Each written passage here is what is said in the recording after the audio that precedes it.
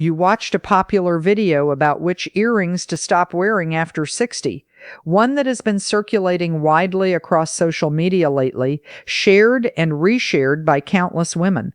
It told you to size down from anything heavy, reach for something medium instead, and move on with your day. So you did exactly that, without any real hesitation at all, trusting completely what you had just finished watching only moments earlier that same day, the way any perfectly reasonable person would under those exact circumstances.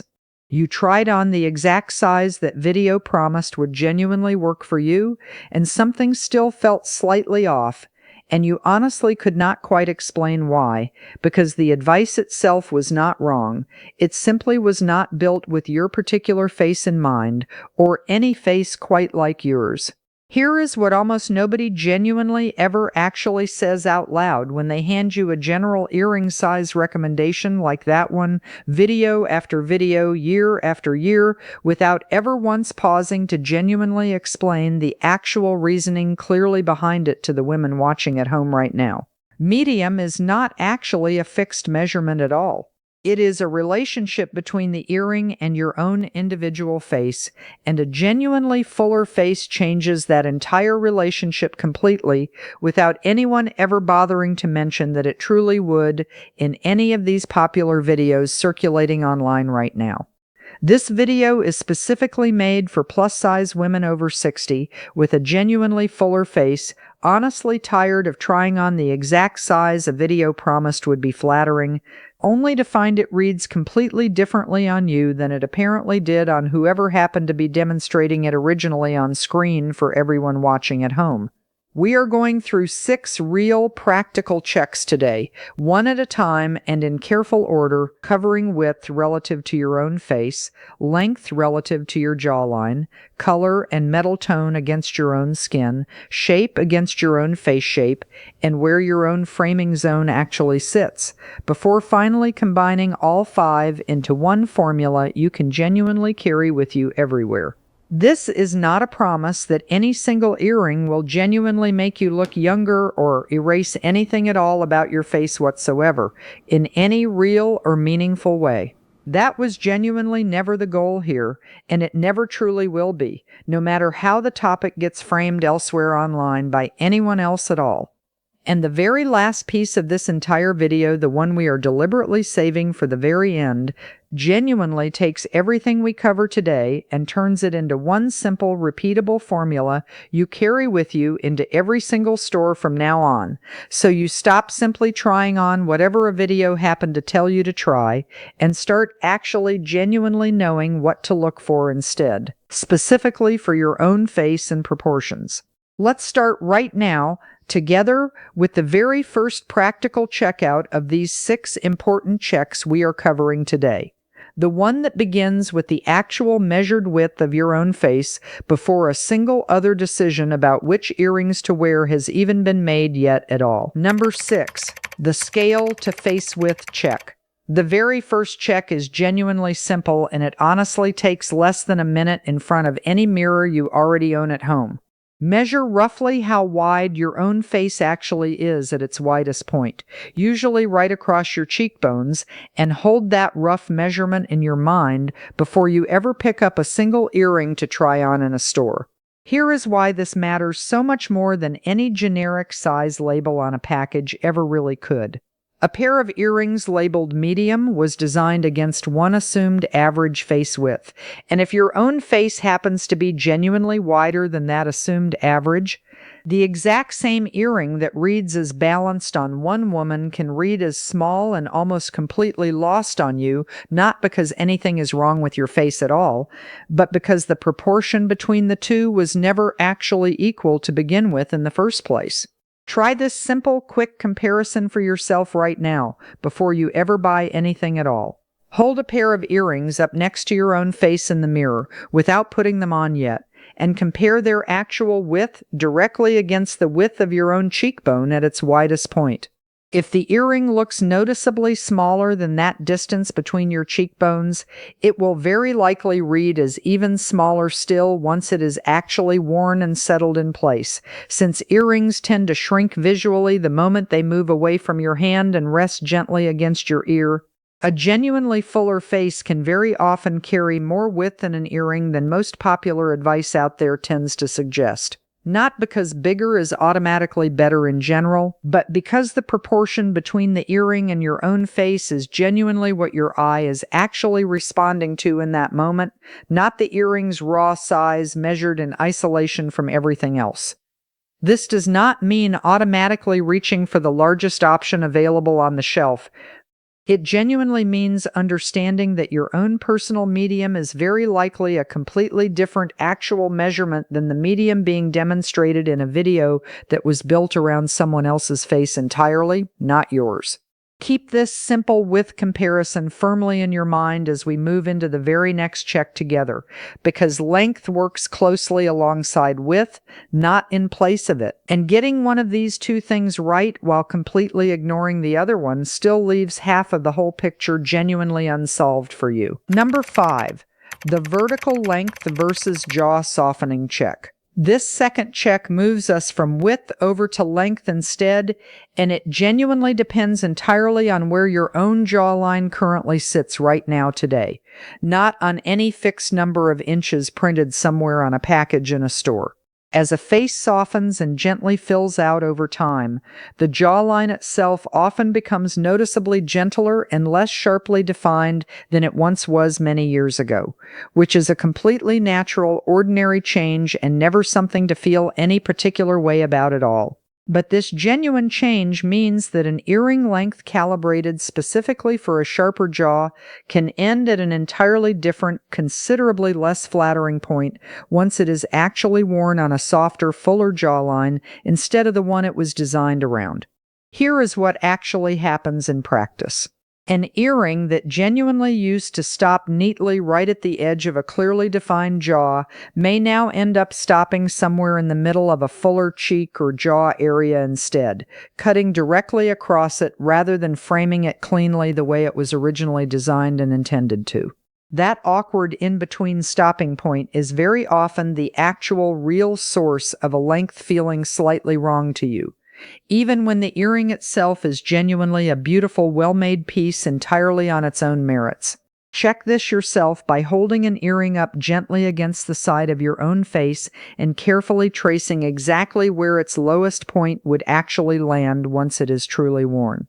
Does it stop right at your own jawline, cutting directly across the fuller part of your face in an awkward way?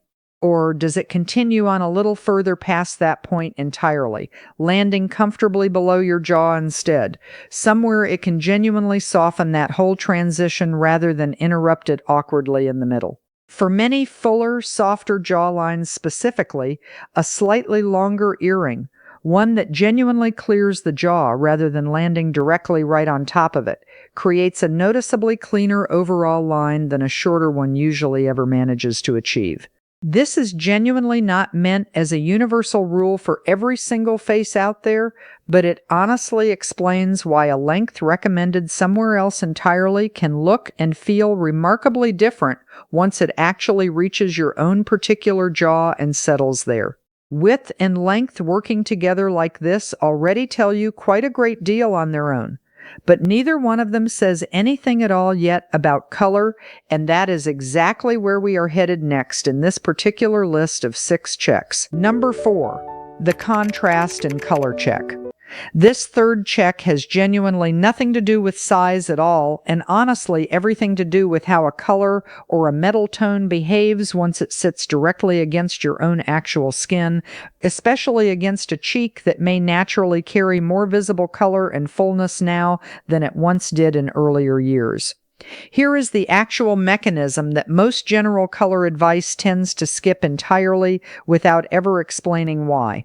General guidance about warm tones versus cool tones typically assumes a fairly neutral, flat backdrop to work against. But a genuinely fuller cheek often catches and holds more visible natural color and warmth throughout an ordinary day. which means the contrast between your own skin and a piece of jewelry can read very differently than it would against a narrower, less flush surface entirely.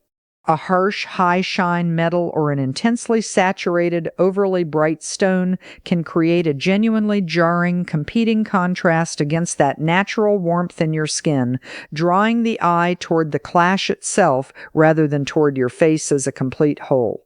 A softer, more matte finish instead, or a stone with a gentler, more muted saturation tends to sit far more harmoniously against your skin, blending naturally with your own coloring rather than actively fighting against it for attention all day. Test this yourself carefully in natural daylight, not under artificial store lighting, which can genuinely distort almost any color or metal tone well beyond recognition in a matter of seconds. Hold a piece up near your own cheek in the actual daylight coming through a nearby window, and watch closely and honestly whether it seems to genuinely lift your complexion or instead compete with it directly. If your own skin genuinely carries more visible warmth or natural color throughout the day, a metal or stone with a slightly cooler, calmer undertone can often provide genuinely helpful balance and a quiet sense of contrast. If your skin instead reads as more neutral or cool in that same natural daylight, warmer tones tend to add real life and warmth without ever creating that same harsh competing clash you are actively trying to avoid in the first place. There is genuinely no single universally correct metal or color choice here for everyone, and claiming otherwise would not be honest with you at all.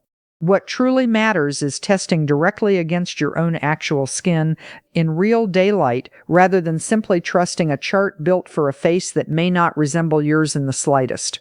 We have already covered width, length, and now color together. Next, we look closely at shape itself and how it interacts directly with the shape of your own face. Number 3. The shape-to-face shape match. This fourth check is genuinely about shape itself, and it is exactly where a well-meaning piece of advice can quietly work against you if nobody ever bothers to explain the actual mechanism behind it clearly. A rounder, fuller face already genuinely carries soft, curved lines throughout its entire shape, and a rounded earring, like a plain circular hoop or a soft round stud, can sometimes echo that existing roundness so closely that it actually reinforces it rather than genuinely balancing it out, adding curve directly on top of curve until the whole picture starts to feel a little soft all over, without a single clear point of definition anywhere on the face at all. This genuinely does not mean that rounded earring shapes are somehow always wrong for a fuller face in general. It simply means understanding what a shape actually does once it sits directly against your own particular face shape, rather than assuming any single shape is automatically universally safe simply because it happens to be common or popular in general online advice these days. A genuinely geometric shape, something with a clean edge, a defined angle, or a straight line built into it somewhere along its design, can introduce a small but genuinely useful point of contrast against soft, rounded features on the face. That contrast honestly does not need to be especially dramatic or severe in any way to actually work well at all.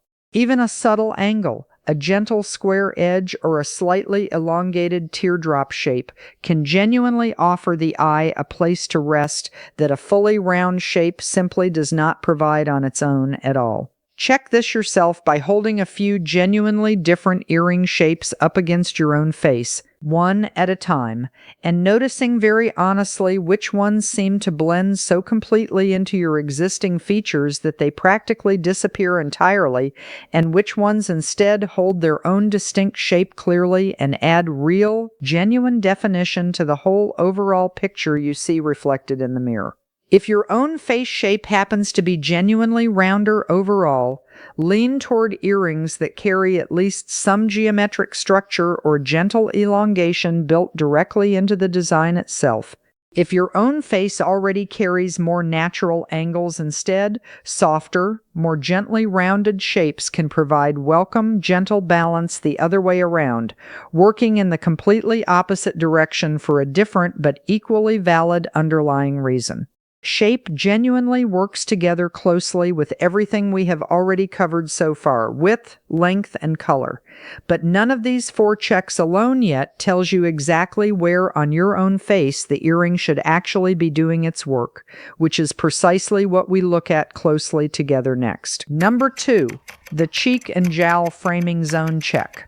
This 5th check genuinely answers a question that most advice out there never actually asks in the first place. Where specifically is your own framing zone, the exact area of your face that an earring is genuinely supposed to draw attention toward and work alongside, rather than simply sitting near without purpose? General advice out there tends to simply assume that zone sits high up, somewhere near the upper cheek and temple, close to the eyes themselves. On a genuinely narrower face, that assumption often holds up reasonably well in practice. But on a fuller face, the area that naturally carries the most visible presence, the part of the face people's eyes actually rest on first when they look at you, often sits a little lower and considerably wider than that original assumption ever really accounts for. Here is a simple, genuinely useful way to actually find your own framing zone at home. Cover the lower half of your face gently with one hand and look closely at your reflection. Then cover the upper half instead and look again carefully. Notice honestly which version feels more like the face people actually see and respond to in everyday conversation, the one that feels most like your own natural resting expression. For many genuinely fuller faces, that zone extends down through the cheek and toward the jaw, not just the narrow band near the eyes that general advice out there tends to focus on almost exclusively. This matters enormously because an earring chosen purely to sit near the eyes alone can end up sitting well above your actual framing zone entirely, doing very little real visual work in the specific area that genuinely needs it most on that particular day.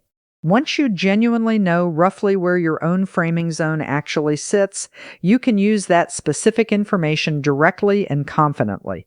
An earring style with a bit more length or presence toward its lower portion can extend attention gently downward into that exact zone, rather than stopping short of it entirely and leaving that whole lower area visually unaddressed and unsupported throughout the day. This is genuinely not about drawing more attention to any part of your face you happen to feel uncertain about.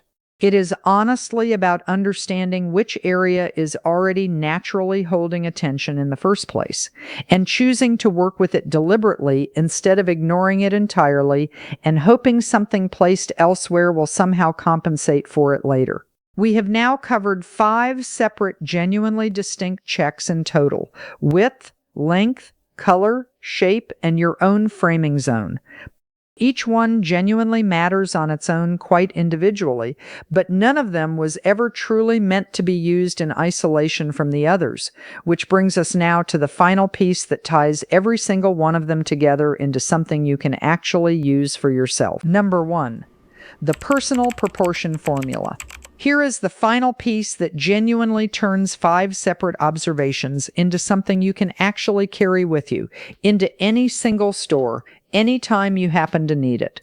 Every single check we genuinely covered today, width, length, color, shape, and your own framing zone, measures a different part of that exact same underlying relationship, the relationship between an earring and your own particular face. None of these 5 checks was ever truly meant to be memorized as one isolated fact sitting on its own. They were genuinely meant to be combined together into one working sense of what your own personal proportion actually looks like, so you eventually stop needing a video at all to know what genuinely belongs on your own face. Here is exactly how you put that combination into real practice the very next time you are actually out shopping somewhere.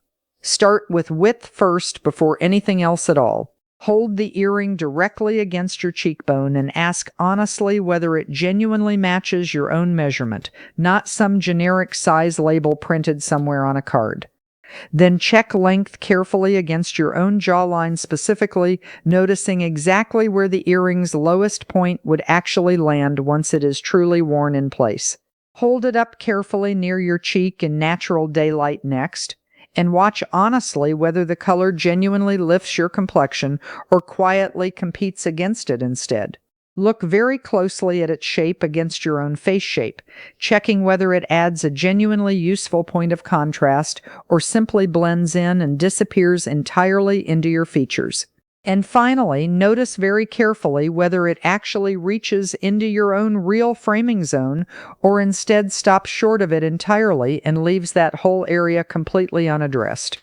You genuinely do not need to run through this entire sequence formally every single time you get dressed each and every morning. Once you have genuinely done it consciously and deliberately a handful of times, your own eye genuinely starts recognizing the right proportion almost instantly. The very same way you already recognize when a sleeve length or a hem falls in exactly the right place on your own body without ever needing to measure it first every time. This is genuinely the actual key difference between simply following a size chart built for someone else's face entirely and truly, honestly, genuinely understanding your own face instead. A chart only ever really tells you what one specific woman happened to be demonstrating in one specific video at one specific moment. Your own personal formula, on the other hand, genuinely, honestly tells you what actually works on the exact face looking back at you in your own mirror every single time you look, regardless of whatever happens to be trending online that particular week or month. That is genuinely the whole entire point of absolutely everything we have covered together today.